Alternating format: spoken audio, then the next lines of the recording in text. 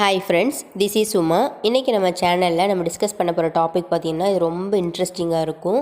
அதாவது முருகப்பெருமானும் சிவனும் ஒன்றுதான் அப்படிங்கிறதுக்கு ஒரு சிறந்த எடுத்துக்காட்டான கதை. இந்த கதையை நீங்கள் ஃபுல்லாக கேட்டு முடிக்கும்போது கண்டிப்பாக முருகப்பெருமானும் சிவனும் ஒன்றுதான் அப்படிங்கிறது உங்களுக்கு புரியும். ஸோ வாங்க, நம்ம சந்தேகமே பட வேண்டாம், முருகனும் சிவனும் ஒன்றுதான். ஸோ வாங்க டேரெக்டாக டாபிக்குள்ளே போயிடலாம்.